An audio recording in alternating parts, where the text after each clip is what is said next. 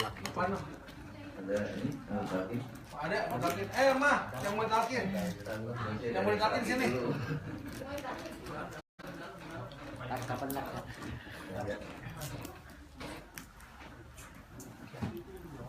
Malah siapa yang mau badal? Siapa mau badal talqin? Mau badal. Udah semuanya. Udah semua. Ibu-ibu ya sini. Ibu ada. Enggak, Bu, silakan. Enggak, Bu. Lagi. Bu di samping kok.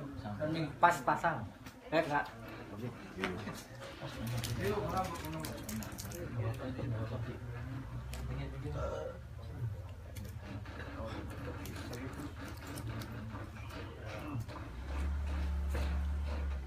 Udah nih.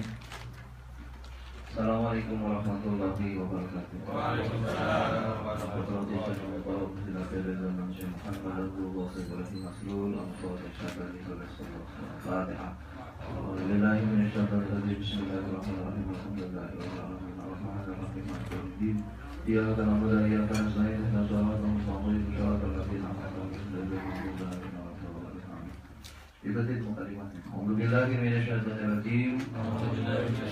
Bismillahirrahmanirrahim. Usikum ibadallah wa iyaya ittaqullah. Bismillahirrahmanirrahim. Allahumma ftahli bi qutubil arifin. Bismillahirrahmanirrahim. Alhamdulillahi wassalatu wassalamu ala habibil aliyil adim sayyidina Muhammadin al-hadi ila siratil mustaqim. Astaghfirullahal ghafurur rahim. Allahumma salli ala sayyidina Muhammadin wa ala alihi wa sahbihi wa sallim. Itu kalimat talqin tidak berhafal. Nanti diamalkan zikirnya. Zikir terbagi dua bagian, ada zikir lisan, ada zikir hati. Zikir lisan artinya dikeluarkan suara yang keras, zikir yang diamalkannya la ilaha illallah. Sedangkan zikir hati, zikir ditanamkan supaya kita selalu ingat kepada Allah. Dalam talqin ini yang mentalqin bukan saya, tapi Syekh Muhammad Abdul Ghafur Masrur. Karena beliau berhalangan hadir secara lahir, beliau mewakilkan kepada saya untuk menyampaikan kalimat talqin. Jadi yang mentalqin apa? Saya hanya menyampaikan saja. Dipinjam lisannya, dipinjam jasadnya untuk memberikan talqin. Dalam talqin akan diajarkan bagaimana cara mengucapkan dzikir la ilaha illallah supaya tembus sampai ke dalam ruh jismani dan pengamalnya merasakan kaidah. Bagaimana cara mengucap dzikir la ilaha illallah? Lihat ke sini caranya. Caranya lihat dulu ke sini, ibu lihat ke sini. Nunduk, pejamkan matanya, lihat dua jari di bawah pusat dari bawah, dilihat dengan mata batin, diangkat dari bawah sampai ke ubun-ubun. Jadi cara mengucaplah ditarik dari bawah sampai ke ubun-ubun. Sudah sampai ke ubun-ubun, tundukkan ke sebelah kanan, ucapkan kalimat ilah. Dari kanan dibandingkan ke sebelah kiri, tundukkan, ucapkan kalimat illallah. Ilah di tengah, ilah di kanan, illallah ke sebelah kiri. Begitu. Ibu kanannya sebelah sini, kirinya sebelah sini ya. Ibu sini, kiri sebelah sini. Kalau saya kanannya sebelah sini ya. Sudah paham lah. Kalau sudah paham, mari kita zikir ini, kita tanamkan, kita tembuskan, kita lengketkan ke dalam ruh kita supaya menetap dan bersama kita. Masalahkan keluarganya, kosongkan pikirannya, ikuti munajatnya. Ilahi, anta maksudi, waridauka, madlubi, akini, mahabbataka, wa ma'rifata. Dudukkan kepalanya. Pejamkan matanya. Ikutin suara saya, keluarkan suara yang keras, angkat dari bawah, ikutin. La ke kanan, ilah ke kiri, illallah. Tundukkan, angkat. La ilaha illallah. Tundukkan, angkat. La ilaha illallah. Sayyidina Muhammad Rasulullah sallallahu alaihi wasallam. Amin ya rabbal alamin. Allahumma shalli ala sayyidina Muhammadin wa ala Muhammad sallallahu alaihi wasallam. Min jamil ahwali wa fadhkira nabiha jami'al hajat. Firana biha min jami'i syai'at wa qawna biha inna ma'amad darajat. Wa tubaliguna biha sallallahu min jami'al hajat wal hayat wa Hadina baina baina Allah Allahu fihi ma naqasan usul nasi wa tarafai ma hajalikum Allahu masyidihi wa zalama bima ila hadratin Nabi Mustafa Muhammadin wa alihi wa sahbihi ajma'in halatihi wa dhurriyyatihi wa ahli baitihi liman dakhala fi baitin ma innahu syai'un la ilaha Al-Fatihah. Bismillahirrahmanirrahim. Maliki yaumiddin. Iyyaka na'budu wa iyyaka nasta'in. Ihdinas siratal mustaqim. Siratal ladzina an'amta 'alaihim ghairil maghdubi 'alaihim waladdallin. Summa ila Allahi ahli syai'atul fadil min syai'in yahmasari ala yawmil hadrati sultani wa ala syai'atul qudra syai' muhyiddin Abdul Qadir Jailani Abdul Qasim bin Al-Baqir Syamsul Al-Baqir Muhammad Syahmad Sahibul Al-Fatah Al-Arifin Syekh Muhammad Abdul Ghawas Ibrahim Maslun Al-Qari Syadani Qadastullah Sulhum Usulihim wa qulihim wa ahli silsilatim wa lahidin antum kullu syai'in lahumul Fatihah. Bismillahirrahmanirrahim. Ya karam wa ya kanasina inna suratul mustaqim syaratul ladzina an'amta 'alaihim.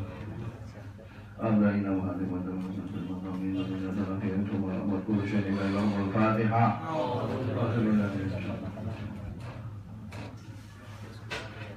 Surah Al-Ladina Am'amta Astagfirullah Al-Azim Allahumma salli ala sayyidina Muhammadin wa ali Muhammad wa barik ala sayyidina Muhammad wa ala sayyidina Ibrahim fil alamin innaka Hamidum Majid. Karena Bapak sama Ibu sudah talqin, sudah diajarkan zikir, sudah ditanamkan zikir supaya terasa faedahnya. Zikir harus diamalkan. Diamalkan setiap habis sholat 5 waktu, berzikir la ilaha illallah dengan cara seperti tadi sebanyak 165 kali. Lebih banyak lebih bagus. Kalau sedang sibuk boleh 3 kali dulu, nanti dikodok di lain waktu.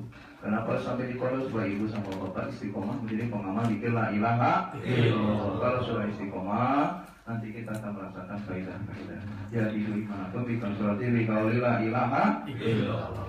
Zikir yang banyak, zikirnya yang tekun, zikirnya yang rajin, zikir yang istiqomah. Allah akan perbaharui iman kita, tambah soleh, tambah doa, tambah dekat ibadahnya, tambah dekat dengan Allah, agar dia dihebatin dunia, diamalkan zikir.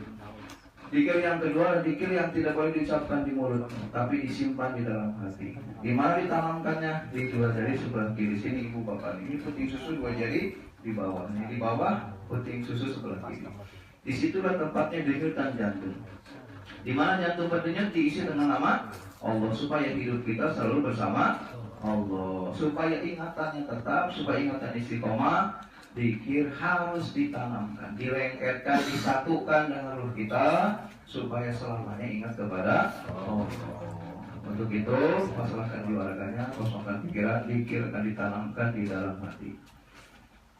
Lipatkan lidahnya ke langit-langit, giginya rapat, nunduk begini, miringkan sebelah kiri begini, lihat dengan mata batin ke sebelah susu kiri, rasakan denyutan jantungnya, atur nafasnya, pejamkan matanya. Nunduk begini, miringkan sebelah kiri, pejamkan matanya, konsentrasi, kosongkan pikirannya, semua hal lupakan. Kita akan menghadap kepada Allah. Dengarkan suara zikirnya, inilah zikir dalam hati, ikutin dengan hati. Allahu Allah, Allahu Allah, Allahu Allah, Allahu Allah, Allahu Allah, Allahu Allah, Allahu Allah, Allahu Allah, Allahu Allah, Allahu Allah, Allahu Allah, Allahu Allah. Allah Allah Allah Allah Allah Allah Allah Allah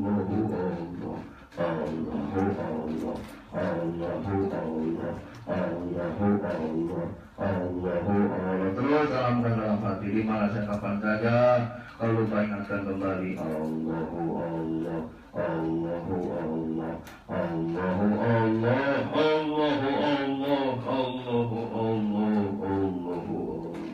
Allahu Allahu Allah Allahu Allah Allahu Allah. Tuh nanti sholat lagi dikit lagi, puasa lagi haji. Ibadah apa itu supaya sampai kepada Allah, barangin hatinya Allahu Allah Allahu Allah Allahu Allah Allahu Allah Allahu Allah Allahu Allah. Terus ingatkan sampai akhir kita, sampai rugi kita keluar dari kurungannya, ruh yang mewarna maut yang kembali kepada dengan selamat. Maka hari ini kita istiqomahkan, belajar kembali kepada Allah, kembali bukan nanti tapi hari ini. Allahu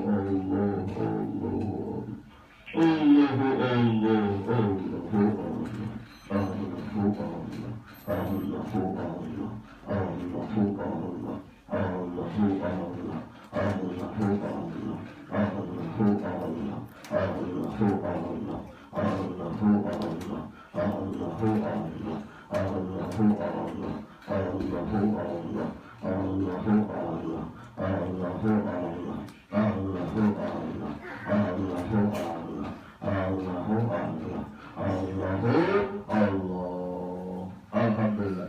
Kalau mati saya kucing beda zaman Syekh Muhammad Abdul Qasim Maslul.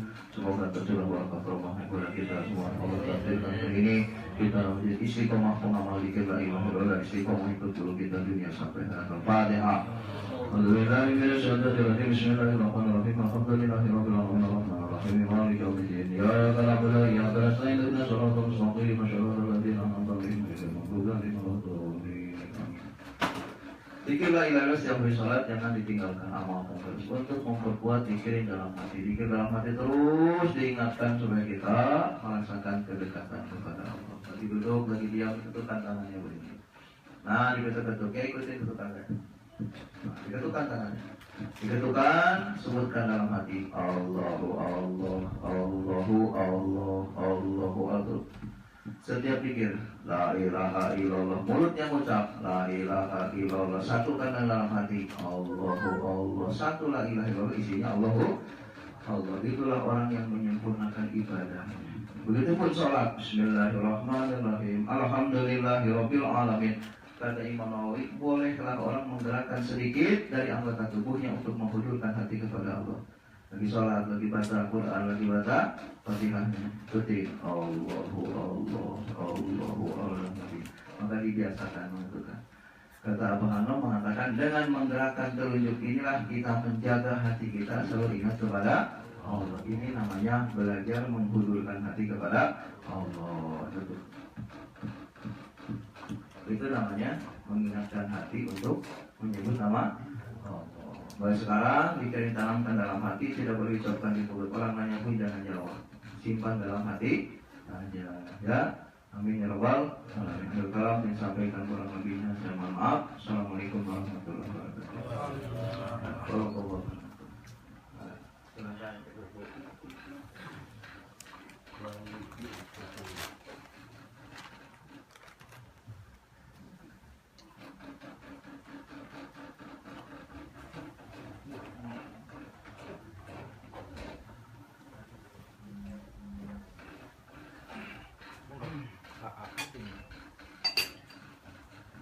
Ikhwan wal yang dirahmati oleh Allah, kita doakan semoga saja Allah betulkan sekeluarga bahagia dunia akhirat, keluarga yang disolehkan Allah, dirukunkan anak cucunya disolehkan sampai akhir zaman. Rizkinya murah, duitnya banyak, akibatnya istiqomah, badannya sehat, umurnya panjang, berkah segalanya semuanya selamanya. Amin ya rabbal alamin. Kalau sahibul hajat tidak punya duit, tidak jadi mengakibatnya. Jadi harus banyak duit, jadi sahibul hajat. Kalau dai harus banyak ilmu, supaya ngomongnya tidak putus-putus, ilmunya banyak. Sahibul hajat banyak duit, supaya bisa terus istiqomah mengakibatnya. Yang datang mengakibat, yang ngumpul badannya sehat, supaya semangat. Kalau sakit-sakit, ya Haji Udin itu hatinya sudah sehat, jadi biarpun pincang tetap datang. Karena pola pikir sehat. Kalau pola pikir sakit, jangankan bengkak kaki, sehat aja tidak mau ngaji. Tapi Haji Udin, makanya digelar sama Abah Al-Puhiu. Haji Udin orang kuat, tabrakan berapa kali jungkir balik tetap mengakibat. Namanya umur udah tua, kaki pincang, masih mengakibat. Itu contoh bukti nyata. Karomahnya Guru Agung. Julukannya jadi Kalau Haji Udin tidak khidmat, tidak mahabbah kepada Abu Awas, jangankan pincang lagi sehat bakal datang. Kalau orang ditanya, mana Syekh Muhammad Abdul Ghaus? Muhammad Abdul Ghaus adalah kita, adalah diri kita. Jadi kita yang mengakibat ini apa? Kalau Wahyu jauh-jauh ke sini ngapain? Karena di hatinya ada apa? Ada apa? Tidak ada apa-apa. Mendingan ngegrab. Tarik. Semua ada di sini. Dijemput tak maknya. Jadi semua tidak ada yang tidak bukan dari gurunya, semua dari gurunya. Suruh apa tuh jemput balik.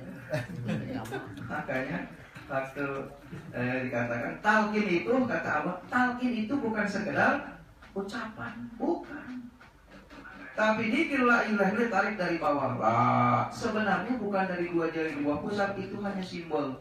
Tapi diambil dari 7 lapis bumi paling bawah, paling dasar, diangkat dari bawah sampai ke 7 lapis kalimat lain.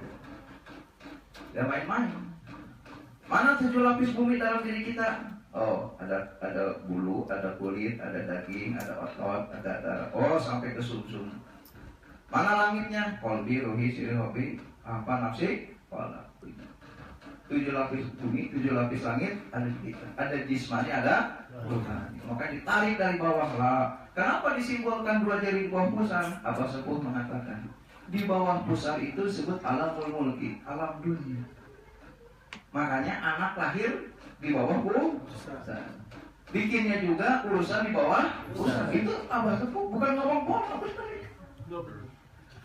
Bukan kebetulan. Makanya perempuan dibikin dari 2 lapan, lam 2. Kalau perempuan dijigangkan begini, kakinya lam, pantatnya lam. Pas suratnya tasjidnya itu kemaluannya. Maka Allah berfirman haram mutlak orang perempuan diperlihatkan. Kenapa? Karena memperlihatkan yang menciptakan dalam perwujudan lapan. Itu benar di kitab sufi begitu. Di mana alifnya? Disabdakan oleh Allah, kun, jadilah batang kemaluan laki-laki. Itu makanya kata Gus Dur, baru perempuan telanjang jadi ribut. Orang Islam buka aurat tiap hari. Lebih aurat 1000 kali dari perempuan ditelanjangin. Cuman gambar, waktu itu ada gambar itu yang siapa itu si namanya siapa itu yang porno, ribut pornografi. Kata Allah, mana Pak Gus Dur? Tuh lihat di atas menara masjid ada lapan Allah. Kata dia, lapan Allah yang diperlihatkan di umum itu porno. Kata itu, cuma orang. Ya Gus Dur nggak ngelihat, jadi nyantai aja. Kalau kita ngelihat anak muda, yang dona. Sabda, makanya tidak boleh main-main. Makanya kemaluan kita ditutup. Kenapa? Itulah makanya Allah yang sesungguhnya, bukan yang diucap di lisan, bukan yang ditulisan, bukan yang digores, tapi yang ditanam ke dalam hati. Siapa orang yang mendohirkan kalimat talqin yang ditanamkan oleh syekh dalam hatinya, maka dosanya seperti anak laki-laki menjinahi ibu kandungnya. Itu dosa mendohir. Jadi bukan wakil talqin, mentalqin itu sama dengan menjinahi ibu kandungnya. Jinah sama pelacur dosa, jinah sama istri orang dosa, ibu kandung yang melahirkan kayak apa dosanya? Artinya tidak ada ukurannya, maksudnya begitu. Tidak boleh. Itu tadi disebutnya ismudat. Ismu artinya apa? Nama. Dan rahasia. Dan itu apa rahasia itu? Apa arti rahasia? Boleh tahu. Tidak boleh disampaikan. Kalau ditegur pakai kuping, amalkan dikir yang benar. Kalau nggak digituin, Ustaz Iwan nggak dengar ajaran Allahu Akbar, Allahu Akbar.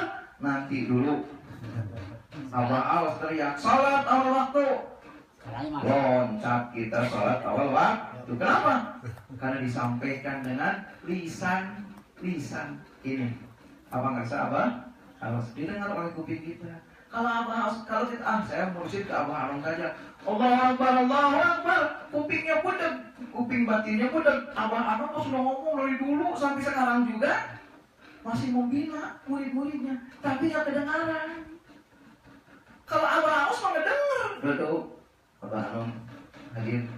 Abah Harun ngomong begini, Abah Harun ingin begini. Nggak dengar.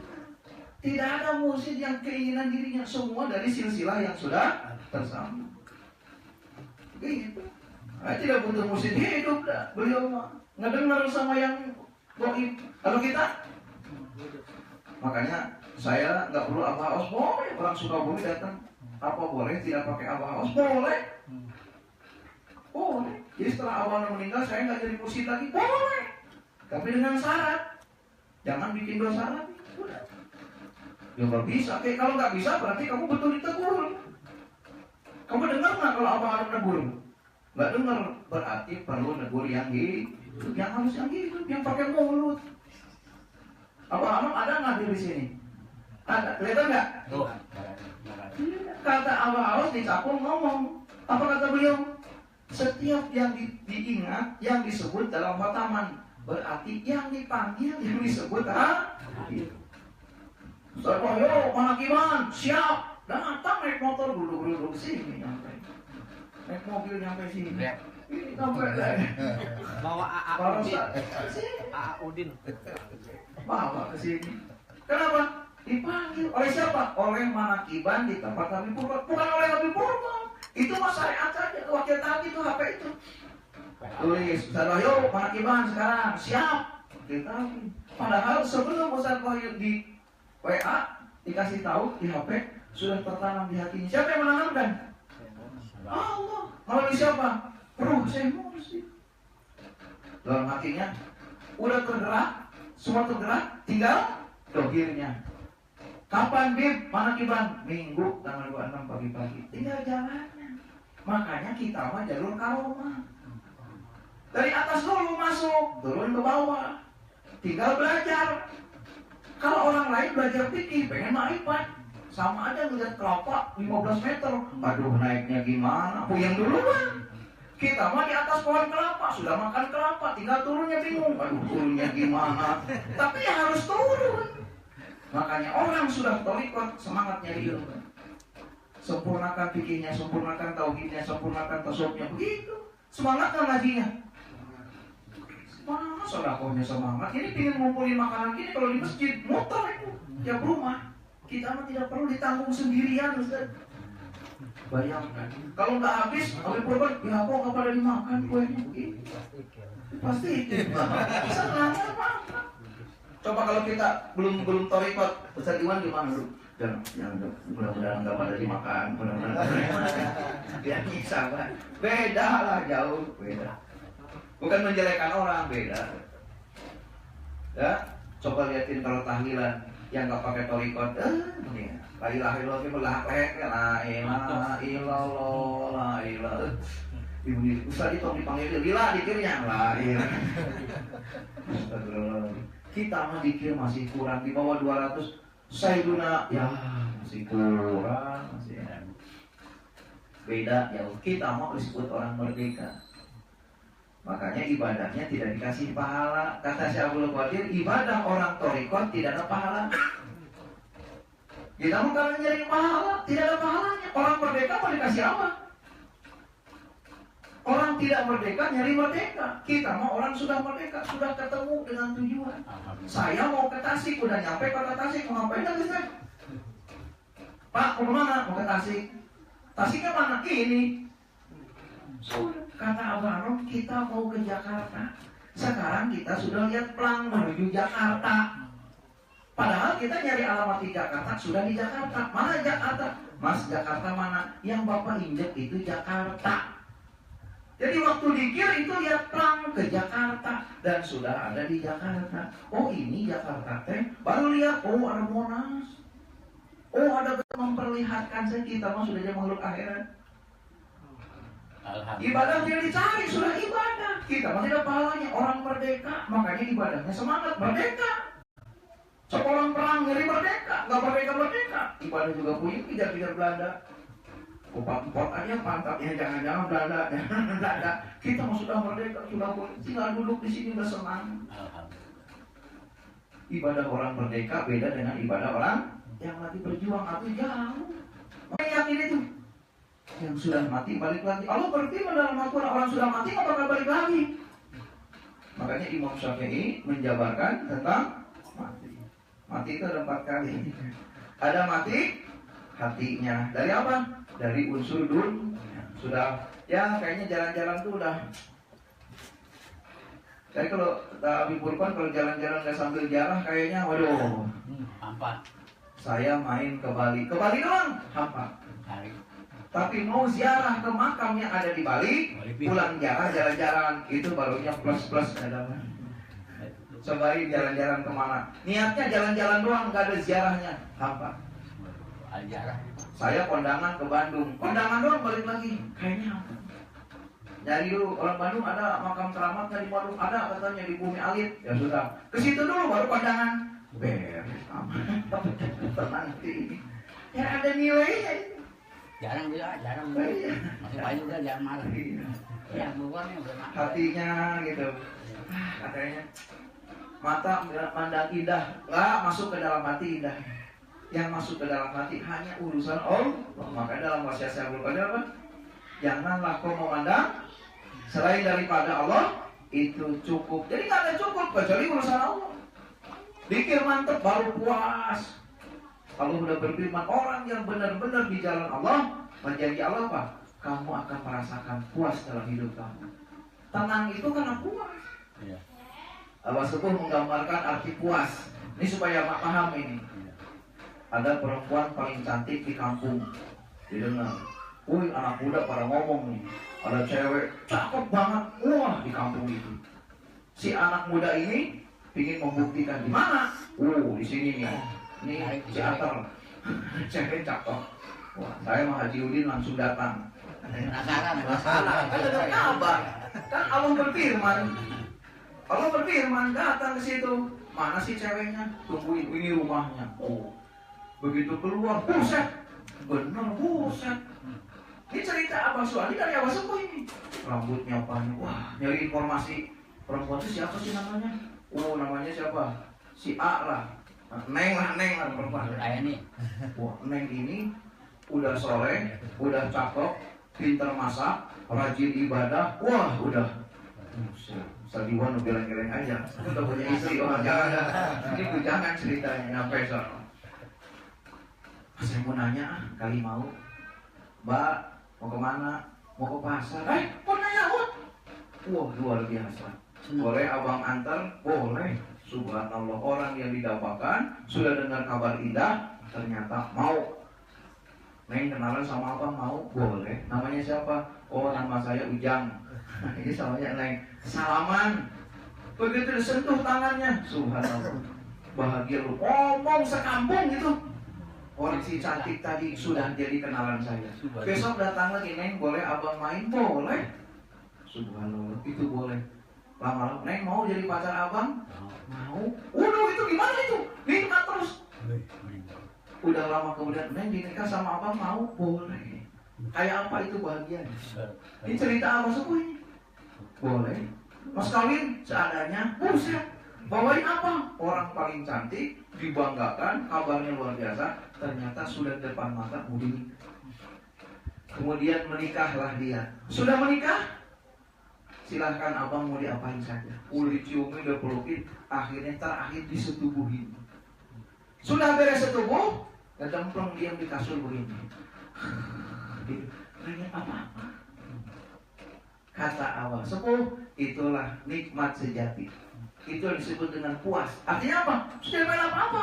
Apa mau dicolek lagi? Habis setubuh keluar maninya. Sudah beres setubuh tinggal capeknya duduk. Mau dicolek lagi? Mau diajak kenalan lagi? Mau dicium lagi? Tidak. Cuma ada kata apa? Ya Allah, alhamdulillah. Sudah jadi.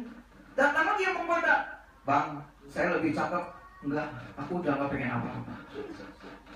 Jadi tidak ada apa-apa. Kepuasan sejati itu sudah tidak ada nikmat. Tapi yang terdiam begini. Makanya orang yang hatinya sudah puas dengan Allah, tidak ada apa-apa. Hanya Allah saja. Makanya Allah sudah puas dengan Abah Anom. Tidak ada yang lain. Hanya cukup dengan Abah Anom. Padahal mah itu ke Allah sebagai syariatkannya begitu.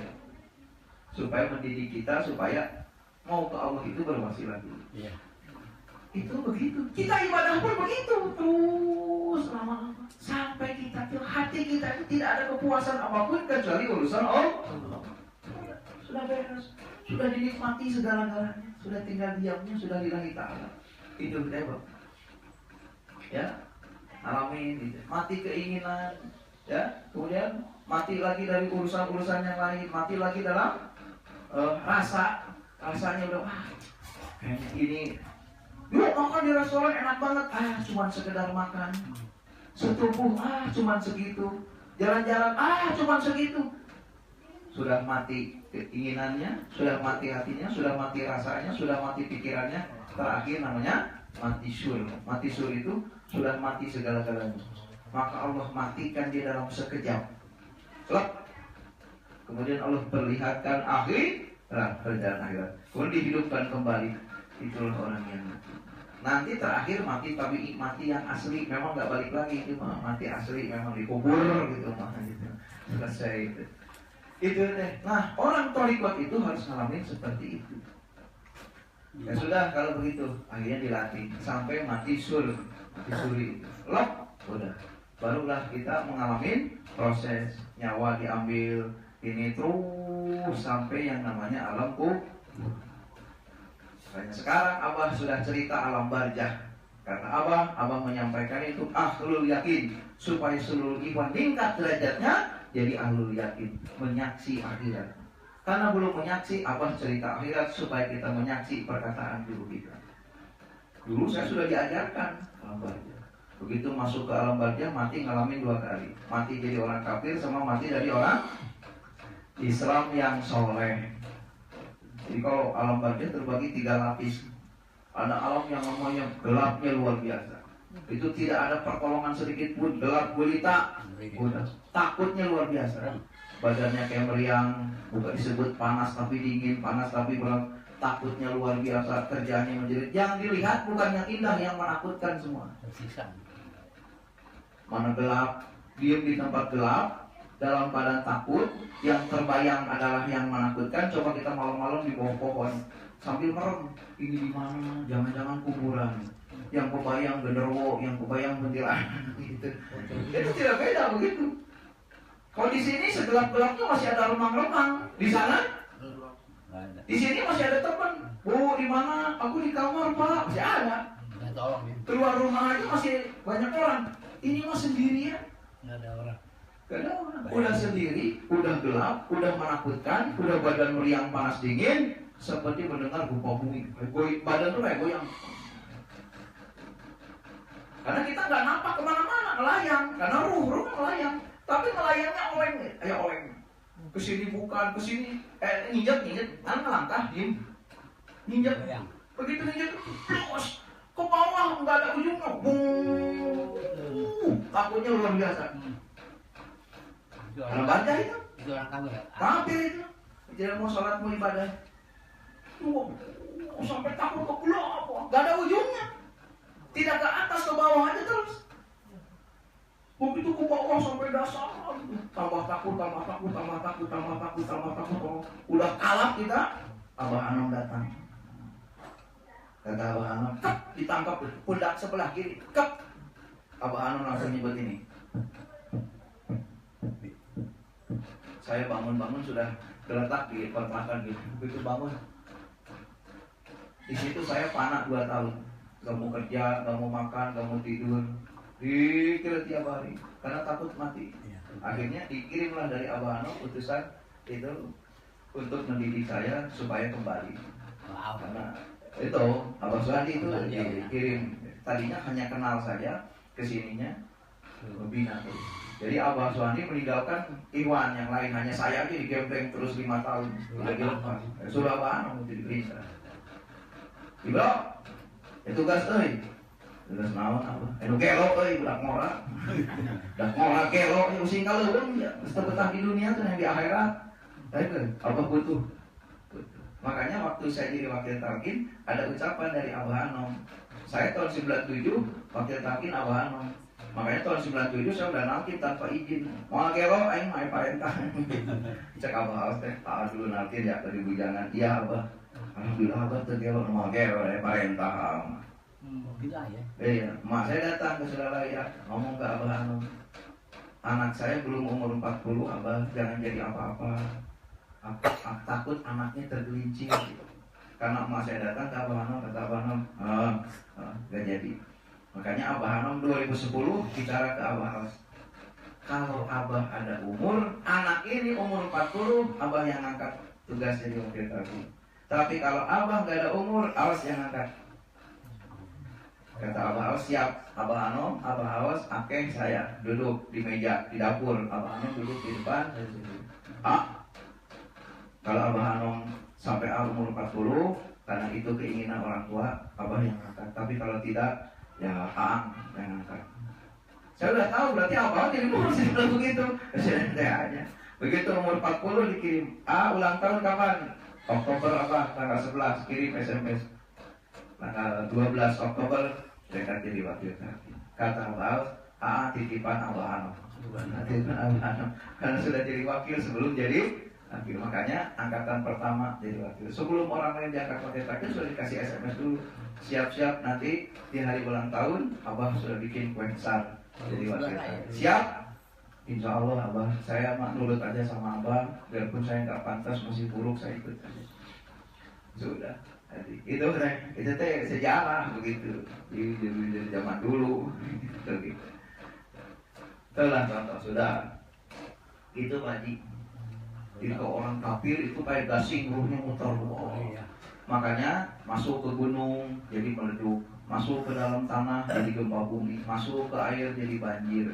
Makanya kalau air mau banjir, manakiban. Gunung mau meleduk, manakiban. Manakiban itu mengundang ruh-ruh yang suci untuk berkumpul. Kalau ruh suci berkumpul, ruh yang kotor lah pergi. Itu usir oleh manakiban.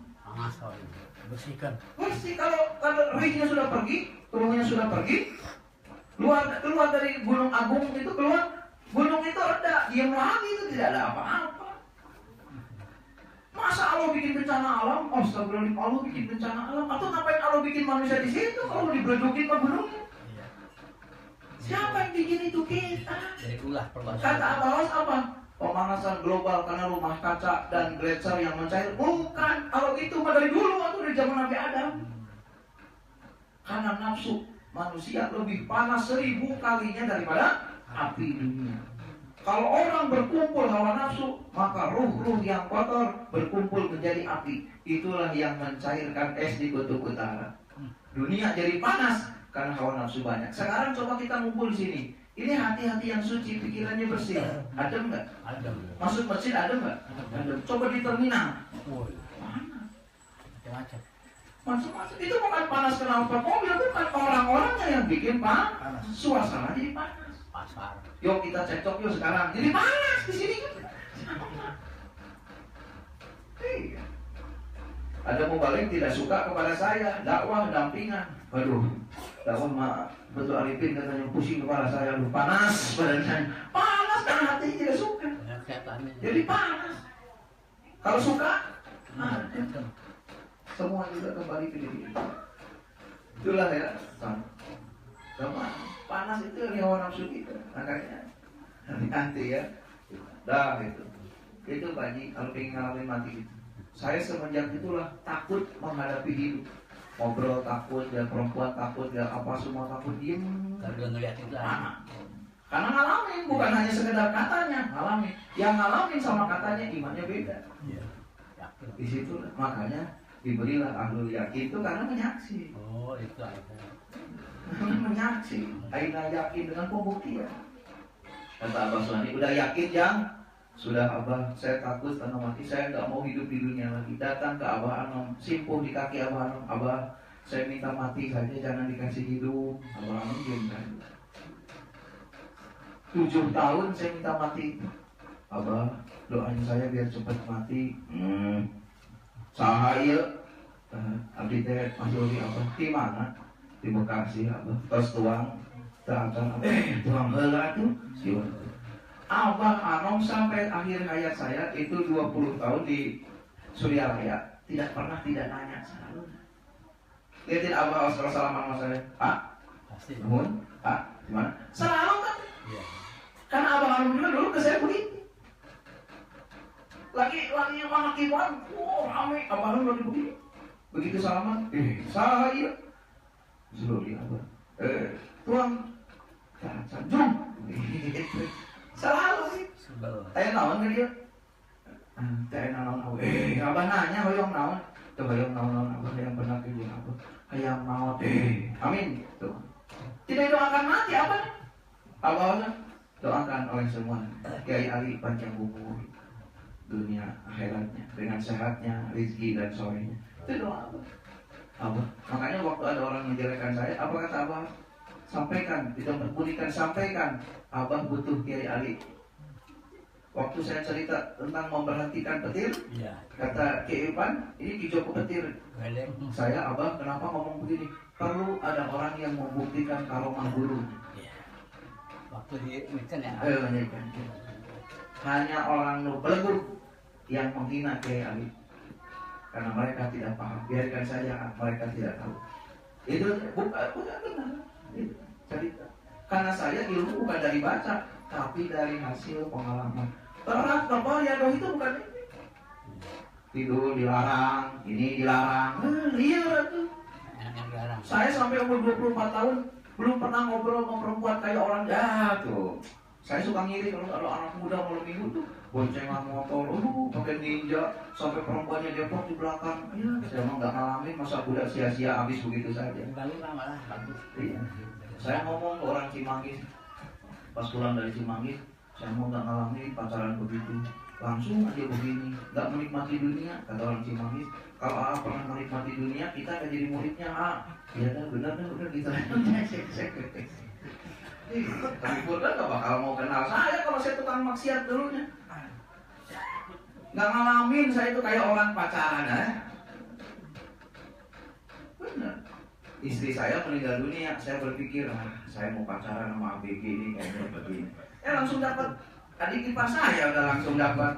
Katanya, mau pacaran dulu, langsung nikah aja. Siapin ya.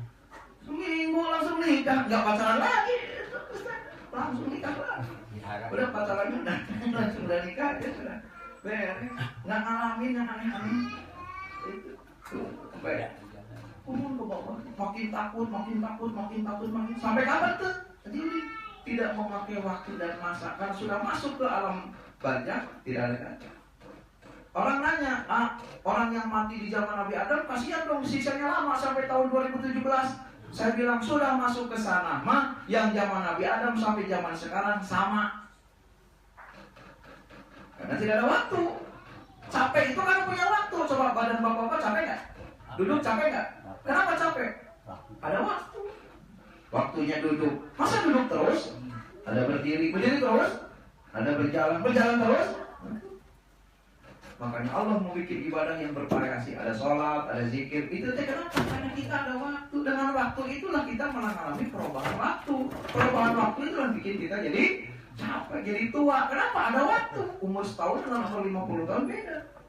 Karena ada waktu. Di akhirat tidak ada waktu begitu. Blos yang dulu mati sama yang baru meninggal kemarin sama. Kata Purpon nunggu kiamat lama. Ya nggak lama, orang nggak ada waktu. Begitu blok enak baru mati, perasaan baru kemarin mati, kata Allah sudah kiamat. Kenapa? Gak ada waktu. Coba bapak umur sekarang berapa? Mas Mulyadi berapa? 42. Masuk ke alam jin 20 tahun, balik lagi umurnya masih segini, wajahnya masih segini. Kenapa? Yang 20 tahun tidak terkena waktu, tidak terkena perubahan. Coba main-main ke alam jin kali-kali. Awet muda kita. Pas Purpon datang, Purpon udah tua banget nih, gua masih muda aja. 20 tahun di alam jin. Ini Mas Alvin gak pengen tua, diam di alam jin bentar, 20 tahun. Balik orang udah pada tua, udah rengkuat, sejak. Gak kenapa. Makanya jin gak ada umurnya, iblis gak ada umurnya. Iblis capek gak capek, gak pakai umur. Jadi Udin beberapa tahun di dunia, kelamaan. Capek wajar. Iya, tidak terima. Bandingin mah. Nyebutnya ratusan tahun ya. Tapi selama terus. Jin kata kita ratusan tahun. Ada jin mah. Ada anak jin nggak? Jin masih bayi itu mah jin bayi. Jin bayi dari mana? Emang tahu alam jin ada bayi? Ratusan umurnya ratusan tahun anaknya ini. Jin yang udah ratusan tahun gitu. Jin diukur dengan apanya? Dengan kesaktiannya. Kalau jin yang sudah sakti, ada tuyul juga yang belum aja, tuyul masih muda. Tuyul sama ada umurnya. Tuyul muda sama tuyul tua ya kecil-kecil juga sama, orang modelnya begitu. Yang bodoh tuyul second lah. Kalau bekas orang justru bagus, lebih pintar maling. Bekas orang. Tuyul second. Tuh. Mati itu Bapak. Makanya saya bersyukur ke Allah tuh sampai panas, sampai mentah mati. Itu kenapa? Kenapa? Saking takutnya mengalami kematian.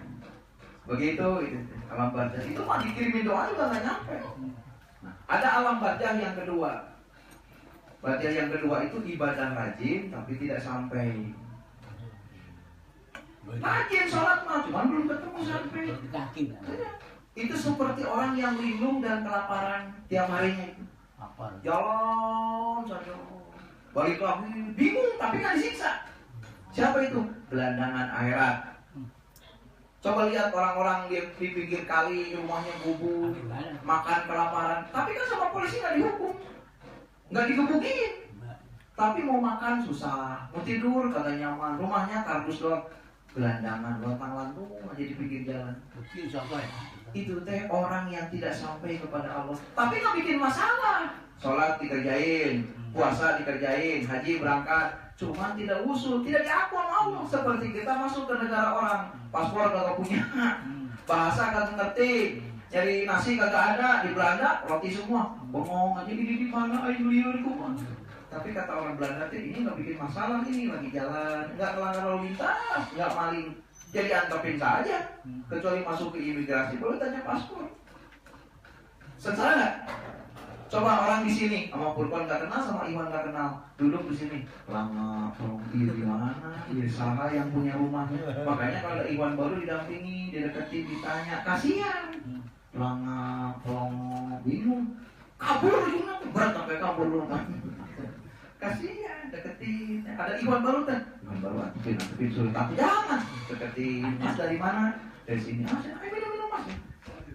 Kuenya mas nggak apa-apa, tenang aja. Nih yang punyanya badannya gede, baik pak. Ini yang punya rumahnya. Ini yang berewokan juga baik pak. Wajahnya aja galak ya. Galak aja. Iwan baru tenang hidupnya. Ditanya, Ustaz Iwan mah wajahnya kalau melotot takut orang. Ujungnya banyak senyum dia. Sama siapa senyum dia? Coba masuk senyum gitu. Banyak rezeki ya. Kalau orang banyak senyum itu. Saudara. Itu jadi semua itu kembali kepada linglung di sana itu linglung. Itu orang yang ibadah tapi tidak sampai. Ada orang yang di sana mendapatkan nikmat tapi belum makrifat kepada Allah. Zikirnya rajin, ditalkin sudah, itu diamnya di alam arwah. Itu kita alam barzah. Masih masuk alam barzah tapi sudah nikmat. Di sana itu setiap hawa nafsu akan jadi bentuk kebahagiaan. Begitu saya duduk di sana, di alam kedua saya ketemu dengan orang kiai, lontang-lantung, saya tanya, Bapak siapa? Oh nama saya namanya Haji Endang. Saya meninggal tahun berapa? Punya pesantren di Tasikmalaya. Iya, ngobrol di situ ada. Dia bawa karung banyak. Ini simbol alam sekarang itu dalam simbol semua. Banyak karung.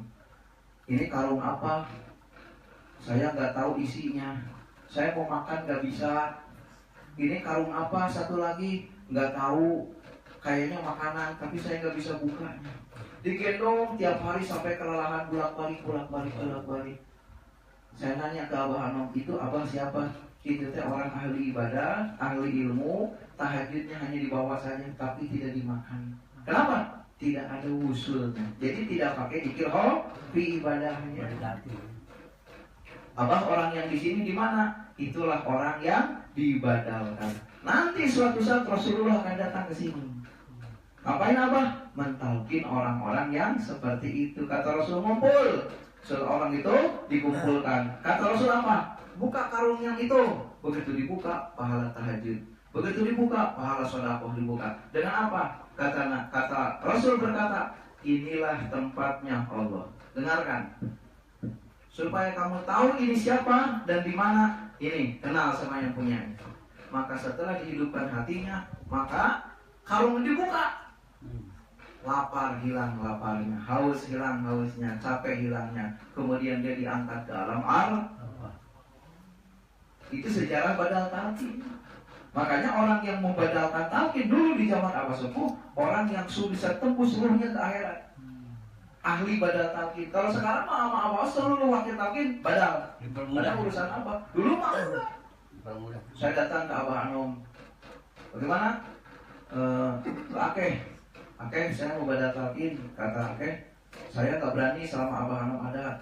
Tapi saya perlu. Ya sudah, beli baju seperangkat baju muslim, mukenanya dari camcu sampai BH-nya kalau perempuan itu sodakohkan sama ahli ibadah yang sudah talqin. Sudah namanya ini baru datang ke Abah. Kata Abah Anom, baru Akeh mentalqin. Melalui saya ditalqin, sebutin nama yang ditalqin beres. 2 minggu kemudian ibunya ngimpi. Anaknya sudah pakai baju gamis, sudah pakai kerudung dan sudah zikir. Jadi dari zaman dulu lagi bujangan saya sering membadalkan badal talqin itu.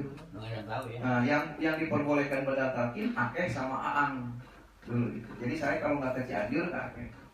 Pakai talqin yang lain nggak bisa, ada diizinkan. Itu dulu zaman Abah. Makanya begitu sekarang dengar badal talqin, subhanallah. Kata Abah Awas, ini akhir zaman. Kita permudah segala-galanya. Jadi kita mah sekarang mau talqin nenek kita, tinggal kita, saudara kita depan pakai talqin jadi. Karena yang mentalqin bukan wakil talqin. Karena Allah yang mentalqin itu yang disampaikan oleh. Kalau dulu memang harusnya sembuh. Udah, itu tadi alam itu. Jadi kalau orang di alam petang tadi nggak bisa badal talqin, nggak nyambung. Kata Abah, orang yang menghina torikot, tidak percaya kehendak, membid'ahkan torikot, mati dibadalkan 1000 kali, nggak bakal nyambung. Ada di alam petang tadi itu, yang dipikirin takut. Menghina zikir nggak bakal bisa dibadalkan. Yang di dunianya diajak talqin, menolak, tidak bisa dibadalkan. Abah, bagaimana orang di dunianya ditalqin kagak mau, setelah meninggal boleh dibadalkan. Ngomong ngesmonar ke hidup gembo. Ke hidup gembo ngesmonar. Jadi artinya ruh yang tidak mengenal zikir, bawa amal, sebenarnya secara hakikat dia ingin ditalqin. Cuman di dunia tidak diberi kesempatan oleh Allah. Makanya di akhiratnya juga mengharapkan talqin. Ini teh di mana? Atuh ya Allah, di mana? Tidak tahu nih di mana. Rasul datang. Allah. Oh, baru kenal Allah, baru terbang bersama Rasulullah. Itu teh sapaan. Kita mah sapaatnya sudah di sini. Makanya orang yang sudah ditalqin tidak perlu ketemu Nabi lagi, dilewat alam barzah itu, alam karantina itu. Kita mah ke alam arwah, Bapak. Saya masuk ke alam arwah. Masih wilayah alam barzah belum sampai. Duduk di situ. Begitu lagi duduk, ini mati enak ini mah. Kalau saya terangin 3 jam ini kelamaan Bapak akan tutup. Mulai datang Ijroil datang seperti apa itu udah duduk. Baru ada 2 malaikat. Begitu kita duduk, 2 malaikat sudah datang kiri kanan. Saya bilang ini orang siapa? Senyum saja. Kita lihat wajahnya itu nggak bosan-bosan. Seperti jam 6 pagi sejuk, terang benderang, wajahnya terang. Tapi kalah terang oleh kita. Siapa? Saya tanya, Tuhan ini siapa? Dia menjawab, Litanisil Pobli Unsi. Karena kamu dawam mendoakan orang yang meninggal dunia, akulah hadiahnya. Jadi orang yang suka mendoakan orang, suka sholat hadiah kepada orang, maka ini hadiahnya. Maka malaikat mengatakan, Allah akan menjadikan setiap amal soleh manusia menjadi malaikat yang membahagiakan. Saya di sono ketemu Rasulullah. Saya tanya, apa benar nih Rasul yang meninggal di Mekah? Apa ini benar Abi Qasim? Ini terjawab dengan ilmu hakikat. Kalau ilmu saya baca enggak. Haji Udin pingin nggak ketemu Rasulullah?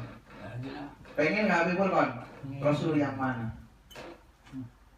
Ini cerita nih. Ini cerita pembuktian. Bukan katanya, bukan. Ruh yang pergi ke Allah, semuanya tidak ada yang bersama sendiri. Jadi hadiah Allah untuk kita adalah semesta raya ini yang begitu gedenya dihadiahkan oleh Allah untuk satu ruh manusia, tidak untuk kedua. Kira-kira saya sama Pak Haji Udin bersama gak di akhirat? Bersama aja? Bersama. Sama Abah Awas? Bersama. Abah Awas yang mana? Ternyata bukan Abah Awas, bapaknya Kang Suhud. Bukan Rasulullah bapaknya Fatimah, bukan. Tapi kerasulan. Semua amal ibadah kita cinta kepada Rasul, salawat Rasul itu akan dicipta oleh Allah jadi wujud Rasulullah Sallallahu Alaihi Wasallam. Dan kita akan bersamanya sepanjang selamanya. Senang-senang ke akhirat. Salawat doa itu. Haji Udin duduk, tetek bangun. Tapi nyampe, biarpun namanya Udin, nyampe ke hadrat Allah, duduk bersama Allah. Udin sedunia. Siapa kecintaannya? Rasulullah SAW. Bukan Rasulullah yang di Mekah dulu hidup, bukan. Tapi kerasulan Haji Udin dicipta oleh Allah jadi Rasul, jadi Abah Awas, jadi Abah Anom, jadi saya, jadi Kang Wahyu ngumpul semua. Di sini ngumpul lagi, bukan Kang Wahyu yang ini, tapi kebaikan Kang Wahyu yang dikenang oleh Haji Udin. Silahkan nyari kitabnya. Berani taruh mubahala, berani orang ini, bukan takabur. Baikan. Kalau saya salah ngomong, berani nantangin, boleh ngacung tangannya, ngadu mubahala. Kenapa? Karena saya bicara bukan pakai kitab, pakai pengalaman rohani. 1 lawan 60 masih berani, 1 lawan 200 pun berani. Ustaz ngomong kayak benar aja, saya benar. Apa kitabnya? Gak ada. Pakai apa? Ikra kitabaka kafa binafsika. Kata Abah Sepuh, aslinya ilmu adalah yang goib dalam hati. Karena itu adalah ucapan Allah. Penyaksian dari pengalaman rohani tidak akan terkalahkan. Makanya kata Ki Rusdi, pengalaman rohani itu selangkah lebih dalam daripada ilmu. Kan saya juga belajar kebal begitu. Kebal. Lagi ada bacok kuat, dipukul kuat. Begitu dipukul orang benjol. Kok lagi latihan jago, kalau saya dipukul benjol, ditendang sakit. Tapi begitu lagi di jalan, ada orang ngagetin saya. Baru nyangke, saya tengok ke belakang. Kaget saya. Gini. Orang udah terpental 9 meter sampai jumpalitan. Wah benar woy, Haji Rori sakti. Bukan sakti, gak sengaja. Lagi jalan, saya gak belajar silat, tapi punya silat karomah lagi jalan. Ada orang menempak saya. Kemana aja, teman lama, tapi ngagetin. Baru begini, udah sak apa tangan, banting. Ampun. Kok saya banting orang? Kamu hebat banget silatnya, saya gak bisa. Kenapa seperti itu? Amalia pertama, kita riado. Puasa, wirid. Ada waktu, puasa lagi, wirid lagi. Ilmu yang jadi itu bukan ilmu yang baru wirid. Karena Nawang datang kodamnya di mimpi. Abah Sepuh datang. Nih, kasih hijab zaman. Praktekan. Belum bisa. Diganti caranya. Cara pukulan jarak jauh, cara kebal, cara kuat, cara ini. Nah, sudah dilatih tekniknya, kita latihan sendiri. Nabi Musa juga sudah latihan sendiri, beres. Sekarang mau gini, coba kamu tendang kaki saya, kira-kira bagaimana? Karena sudah tahu tekniknya, sudah tidak pakai amalan lagi, tidak pakai, karena sudah menyangkut. Baru jadi. Pikir juga begitu, semua juga begitu. Masa baru ngamalin jadi? Orang pesantren juga baru sekolah. Bagaimana? Sudah mempunyai pengalaman. Orang yang belajar silat sudah berantem di terminal 10 kali, beda dengan orang yang jagoan silat belum pernah berantem, beda. Cobain jago silat suruh berantem. Kalau masih ada rasa takut dipukul, belum jadi jagoan. Tapi kalau jago silat sudah begini. Mas nggak ditangkis? Karena saya sudah tidak takut dipukul, sudah jadi jagoan. Dulu saya belajar bela diri begitu. Begitu saya hilang rasa takut dipukul, saya berhenti. Kok berhenti? Saya takut, saya akan jadi orang sombong. Karena sudah jadi berangasan. Iya. Udah berangasan, salah sedikit tarik baju orang, hajar. Bahaya itu, badan dipukul kuat, ditembak kagak mempan, dibacok kagak mempan, badan licin, tenaga gede. Banting orang dua mah tuh, cemen, jadi galak. Berantem begini aja. Ayo, orang mukul, deketin, kelepak, ditempelin. Meruyuk aja, ya sudah, takut mundur. Saya salah belajar. Akhirnya belajar sama ulama, belajar hikmat, baru nunduk. Sekarang dihina orang juga, mobil penyok juga. Apa-apa udah. Dah, mobil penyok, dah, saya nanti masuk asuransi kan. Gak bisa. saya ketabrak angkot sampai gompal, kata angkot, aduh Pak bagaimana? Udah nggak apa-apa, saya betulin. Gak ada marah, tanya istri saya, Pak marah sekali-kali sama anak, saya udah nggak bisa marah, diem aja. Kan dilatih hikmah. Sekarang mah saya nggak usah berantem lagi kayak dulu. Coba kira-kira Haji Udin diajak berantem saya berani nggak? Kira dulu Ustaz, oke talqin diajak cek. Alhamdulillah ilmu itu semua begitu, harus punya. Kalau udah sampai pada pengalaman rohani, jadi ilmu itu. Baca kitab harus jadi pengalaman rohani. Ada orang jago alfiyah, harus diuji dulu. Kalau sudah mengalahkan ulama, jadi. Kalau belum, itu katanya begitu. Sampai-sampai katanya waktu masuk di alam kubur ada jago alfiyah meninggal dunia. Malaikat nanya, "Man buka?" katanya. Kayaknya malaikat, jangan saya jawab dulu. Mimnya itu hukumnya apa? Malaikat geleng, udah gak usah ditanya, ini mau pintaran dia. Cerita emak saya dulu begitu. Iya makanya ponakan saya namanya Alfiah, namanya saking emak saya seneng baca kitab Alfiah. Saya mau nggak ngerti Alfiah kayak apa kitabnya, gak tahu, dan gak ngaji. Karena saya mau habis waktu buat bantu orang tua dari kecil. Hah? Emak saya pesantren, bapak saya juga pesantren. Bapak saya imam masjid, pesantren. Emak saya tempat bertanya orang banyak. Sesepuh lah di kampung itu, kalau ada emak saya ke masjid, ustazah mundur lah gitu. Emak saya itu sesepuh. Jadi kalau ustaz mana aja datangnya ke orang tua saya. Cuman anaknya nggak punya kesempatan pesantren gitu. Jadi kalau orang tua mah doa gitu. Bapak saya tuh riado biar anaknya jadi kiai. Saya kata awal, benar bapak kamu. Kalau doain jadi kiai, anak gak pesantren gak bakal jadi kiai, kecuali doa orang tua. Makanya abang masih gelar Kiai Ali, jadi kiai ujungnya. Tahu kiai abal-abal kayak bener, kalau alam berdoa amat jadi kiai aja pokoknya. Ya profesor. Itu akhirnya sekarang mah Ustaz Mansur itu santri, Ustaz ahli dalam kitab. Tongkrongin aja kita bahasa Arab depan saya. Nanti Ustaz Mansur nanya ke saya, kitab ini maksudnya apa? Karena saya belum baca bahasa Arab. Nggak ngerti. Bagaimana biar pintar? Otaknya Ustaz Mansur aja simpan di kepala saya. Ustaz Mansur jadi bodoh, saya jadi pintar. Tanya, kejawab semuanya. Merem aja. Kan yang pintarnya dia, yang bodoh saya. Tapi bisa mindahin otak. Baik. Ada orang Madura, Joko pukulan jarak jauh, ngajak tarung. Saya bilang jangan sama saya, Pak Ivan aja. Benar Kiai, benar. Pindahin aja ilmu. Begitu dipukul, kok sih ilmu saya jadi hilang? Kan saya pindahin. Hilang. Oh, cuma cium tangan udah ampun dah, nyerah, pindahin lagi. Kasihan lagi belajar puluhan tahun. Kita mencuri ilmu saja, gampang pindahin.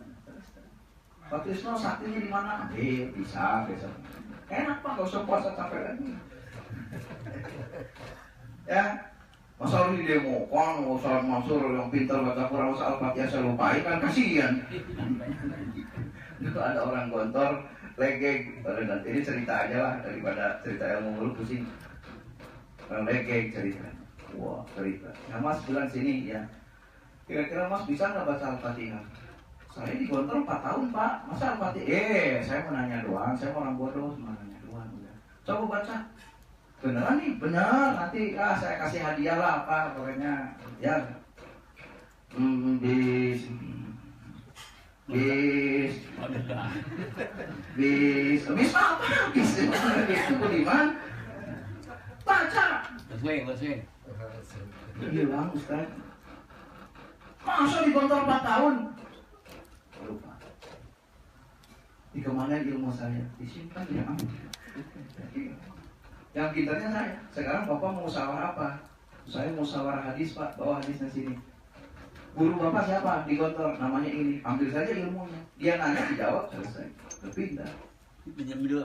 Pinjam dulu. Enak tidak? Enak.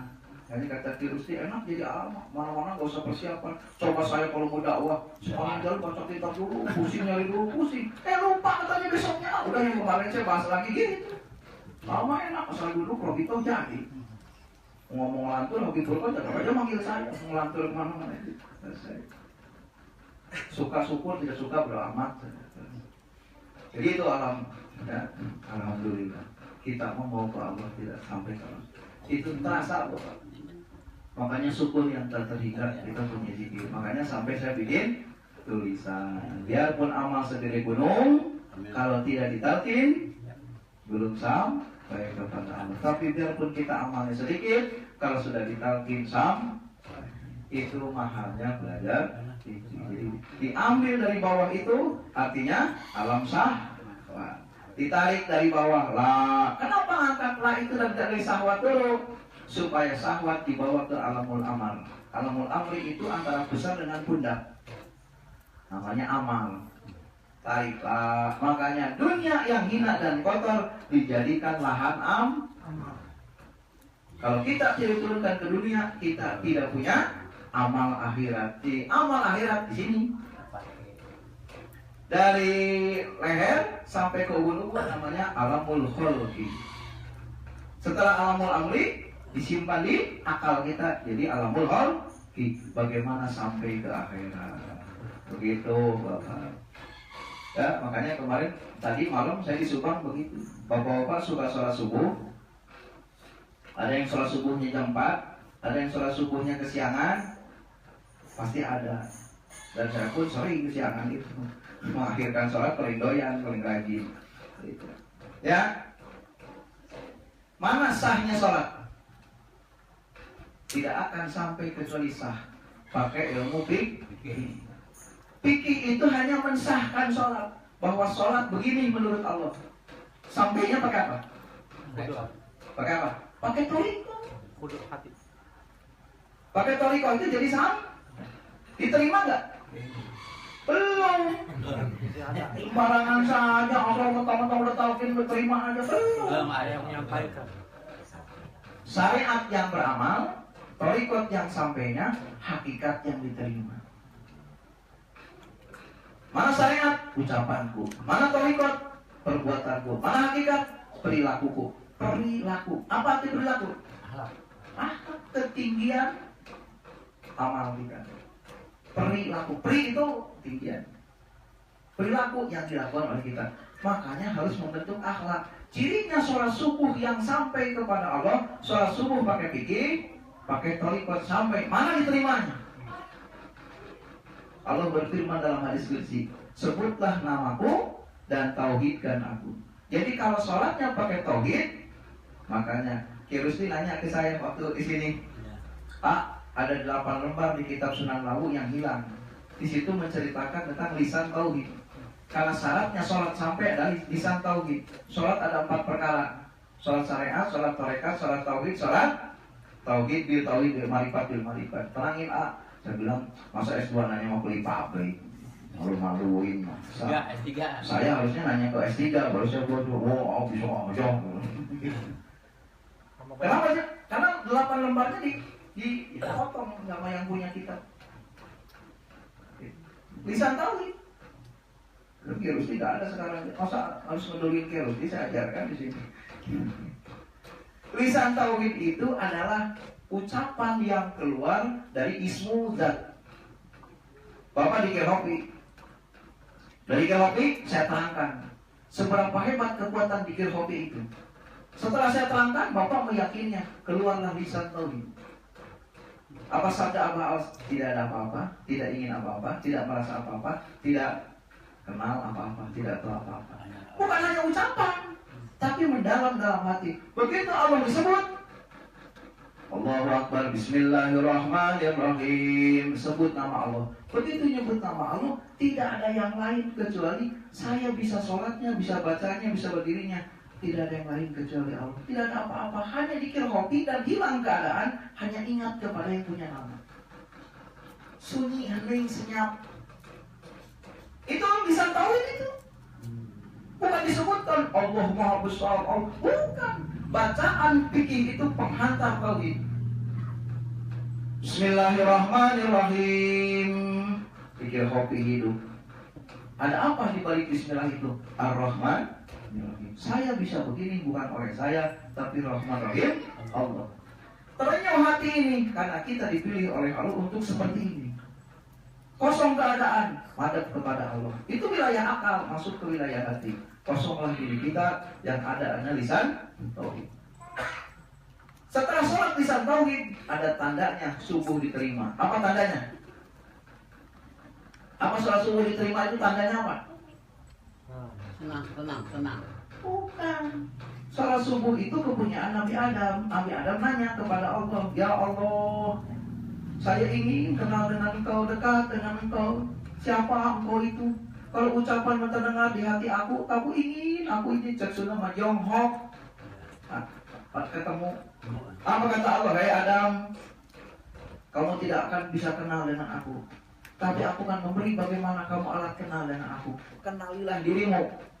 Dua perkara, adanya dohir dan adanya batin. Ada dohir, ada batin.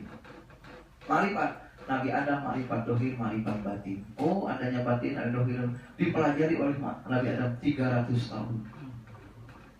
Maka dia mendapatkan sholat subuh 2 rakaat, dohir, batin. Apa isinya? Berhenti dari perbuatan yang buruk. Orang rajin sholat subuh, ke masjidnya paling rajin, gede ambek nggak berubah, pelit nggak berubah, jelek nggak berubah, berarti subuhnya perlu dipertanyakan. Sholat subuh mendidik orang berhenti dari perbuatan yang buruk. Kalau kita sering berubah, berarti sholat subuh kita sudah ada tandanya, sampai dan diterima oleh Allah. Ada cirinya itu. Suci dohir, suci batin. Nabi Adam itu yang menyampaikannya. Pikirnya begitu. Makanya ulama menghias amal, wali Allah menghias bagaimana tujuannya sampai. Yang diurus wali bukan hanya sholat bagaimana lurusnya. Abang mau sholat madep kemana aja sholat. Karena hakikatnya gitu. Sekarang paham tujuan sholat subuh? Kalau sholat subuh aja tujuannya nggak paham, apa yang diusahakan? Maka yang sampai adalah jihadnya. Apa jihadnya? Sholat subuh amalnya, berhenti dari perbuatan buruk adalah jihad. Ketemu dua-duanya. Jadi disebutkan amal yang sampai dan diterima. Banyak yang ceritakan panjang lebar. Sholat zuhur buat apa? Sholat asar buat apa? Maghrib buat apa? Isya buat apa? Duha buat apa? Tahajud sudah diterangkan dulu di sini. Semua ada tujuan dan makna. Itulah thariqat nabawiyah. Itu ya, alhamdulillah. Kalau cerita akhirat ramai dalam barzah ada apa, ada ini. Itu. Ada orang yang kalau masuk alam barzah itu ada orang gini. Tolong. Oh tuh namanya tolong itu miliaran suara. Suara alam barzah itu gini. Suara kayak itu. Kayak angin kan. Berisik. Kata Abah Suhadi, awas, kuping dijaga. Kalau kamu mendengar rintihan orang, kamu jadi wajib dan di dunia akan susah. Abah Suhadi dulu gitu, lagi terbang, lupa sabda Abah Sepuh. Ada orang yang merintih, ditengok oleh Abah itu ruhnya ke bawah. Ada seorang yang sedang merintih saking beratnya siksa. Ditanya, kamu kenapa di sini mengalami penderitaan? Saya punya hutang yang belum dibayarkan. Nama saya ini, hutangnya ke sini, alamatnya di sini. Tolong sampaikan biar saya nggak berat siksa. Begitu beres riadoh, kata Abah Sepuh, Ibu, ada siapa itu? Didengek, menghambat ma'rifat. Sekarang kamu jadi wajib cari alamat orang itu, pergi. Alamatnya di Jakarta, orang Tangatung di Jakarta nyari alamat. Begitu ketemu, ada toko Cina. Jadi yang mati ternyata rohnya Cina. Begitu masuk, itu nanya, ini rumahnya ini. Oh, itu buyut saya. Buyut, ini cucunya berarti udah jarang ngokok. Itu udah bawahnya cucu. Kok bapak bisa tahu leluhur saya? Iya. Ketemu di alam sana, setelah mati dia merintih punya hutang. Ah, yang benar. Iya. Ini mau dibayarkan. Jadi yang bayarnya apa Suhadi? Berapa perak loh uang zaman dulu? Bayar sama dia. Ini nanti dulu kok bisa begini? Dulu buyut saya wasiat ke kakek saya, wasiat ke bapak saya, wasiat ke saya. Ada saya punya teman sama-sama orang Cina punya hutang. Cina Islam yang soal itu punya hutang sama Cina kafir ceritanya. Udah, kok bisa tahu? Nah, cerita si bapaknya Cina ini, dia katakan di kitab Cina itu kalau ada orang bisa melihat akhirat balik lagi, itu orang paling benar di dunia, harus diikutin. Bapak agamanya apa? Kata Cina, saya Islam. Saya bersaksi Pak, sekeluarga saya, anak istri saya harus Islam hari ini. Ke Abah Suhadi itu, sekeluarga Cina masuk Islam, namanya si Buncin. Tukang sembako di Jakarta, masuk dulu. Udah, alhamdulillah. Begitu nyari leluhurnya si orang yang punya hutang, ternyata cucunya juga ngomong bahwa kakeknya punya hutang ke si bulan bin bulan, cuma nyari alamat dan ketemu. Jadi kalau si Incu dengan si Incu akhirnya dibawa torikat ke Suryalaya semua. Itu teh cerita. Biarpun menyusahkan, makanya jangan ngalamin kayak Abah kalau ketemu di alam barzah orang julid, jangan ditengok, nyusahin. Sudah gitu teh. Sudah beres itu teh. Alhamdulillah. Itu teh pertanda. Jadi orang di alam sana itu tidak terkenal orang dalam. Sudah bisa ya. Itu teh tanda cerita Abah tadi. Jadi kalau ada Iwan nanti Riado ngelewatin alam itu, ada yang teriak-teriak minta tolong, jangan ya itu teh menghambat perjalanan Tuhan. Itu apa? Macam-macam di sana itu yang minta tolong ya. Udah segala tahu lah ke sana. Jadi Habib Burkan jangan nengok. Ada yang cakep jangan ditengok Habib. Alhamdulillah ya. Cerita ramai. Kalau saya ditangkap cerita ini udah nggak habis 3 jam. Benar, kalau mau ditangkap 3 jam, tapi amplopnya tebelan dikit. Canda gitu. Itu jangan siap-siap aja orang canda, siap-siap aja bisa. Itu cerita. Jadi mulai udah. Berarti Ijro itu dari apa dibikinnya, udah. Cerita apa itu udah klop banget itu. Apa Munkar Nakir dari sini kan. Karena saya sudah ajarkan dari tahun 96 dulu. 96 itu cerita alam barzah ini, malaikat ini, rasul ini, kitab ini, haji ini, sejarah semua dibeberkan. Itu sejarah cerita Abah Sepuh tentang hakikat. Sekarang Abah udah mulai bahas hakikat alam barzah, hakikat ayat Al-Quran. Kita tuh alhamdulillah ya, tinggal mengulang. Makanya saya sampaikan dengan itu. Dulu mah ajaran yang saya ajarkan ini hina orang. Mana mungkin Israel dibikin dari apa, emang tahu. Sekarang mah Abang udah terang-terangan, Israel dibikin dari ini, Munkar Nakir dibikin dari. Sekarang mah tinggal ketawa aja. Lo dulu ngehina gua, sekarang lo baru betul 296 udah tahu. Sekarang 2017, berarti berapa? 11 tahun yang lalu. Alhamdulillah. 20. Ini pelajaran Abah Sepuh ini. Dan yang penting paling utama nih ngomong ngalor ngidul, yang paling utama mah. Jadi mulai cerita tadi kemaluan, sekarang belum jelas satu persatunya, harusnya dibahas satu-satu gitu. Macam-macam. Karena di sana dia udah. Ya. Ramai lah udah pokoknya ya. Itu. Mau dijauhkan duluan kan dijauhkan. Ya. Mudah-mudahan kita hari ini dikasih paham dan hakikat. Jadi subuh sudah diterangkan, cirinya sah pakai ilmu, sampai pakai taurikut, diterima pakai ilmu hakikat. Ya, kalau sudah sampai seperti itu, insya Allah amalan kita jadi dipakai oleh kita, dinikmati oleh kita. Itu kalau sampai ke situ, hati-hati menjaga hati, hati-hati kita memahami, ya, supaya kita benar-benar paham. Nanti kita jelaskan lagi di Nurul Huda. Nanti di wajib mau ke sana nggak? Mau ke Nurul Huda 1 nggak? Apa lagi sakit kaki? Soalnya beliau kan diajak. Ya. Nanti itu mudah-mudahan saya dikasih ingat. Nah, jadi ada disebut dengan karomah manaqib. Jadi saya dapat petunjuk dari Abah Sepuh, harusnya saya disuruh ngarang kitab oleh Abah ngarang kitab perjalanan rohani. Karena perjalanan rohani itu penting buat perjalanan ikhwan. Saya bilang saya orang bodoh, Abah mana bisa bikin kitab? Tulis aja. Nah, silahkan Abah saja sama yang lain-lain yang lebih pintar. Saya mau nggak bisa, Abah orang bodoh. Tapi kan ada pengalaman. Nah, pengalaman itu menjadi pengalaman kan, tapi ya belum siap lah nulisnya sampai waktunya. Nanti saya ingin menjelaskan tentang karomah manaqib. Jadi manaqib dulu ajengan Ai itu sakit ininya, duduk aja nggak kuat, sampai gigit handuk gitu. Naik mobil aja pakai bantal. Pulang dari Malaysia beliau sakit.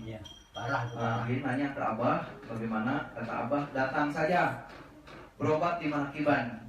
Ajaran Ayi nanya ke saya, bagaimana berobat di Manakiban? Saya bilang nanya sama Abah, kayaknya suruh ke sini. Ya sudah, duduk nanti di samping saya, samping Abah di Sinarasa. Ya udah, duduk samping. Saya ajarkan bagaimana duduk di Manakiban. Setelah Manakiban itu sakitnya sembuh.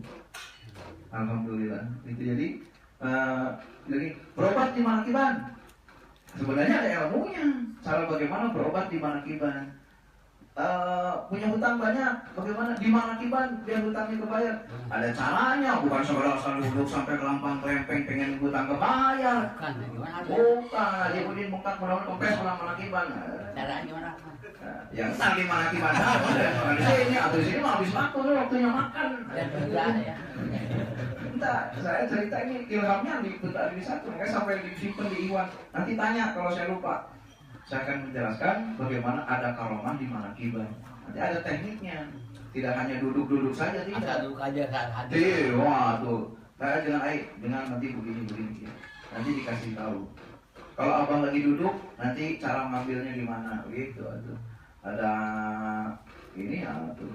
Belum tahu Iya makanya udah tahu, ada ilmunya apa juga caranya gitu. Nanti berobat bagaimana, utang banyak bagaimana, pengen cukup uang bagaimana, pemerintah secara khusus aja, khusus sendiri ketemu berdua mah gitu. Itu ngulang lagi capek ngomong, kalau dapat ilham lagi kalau enggak, bukan promosi ini mah pengen saja nanti itu ya. Jadi ada ilmunya tidak sekedar asal duduk gini. Oh, itu kan nggak terbukti ya.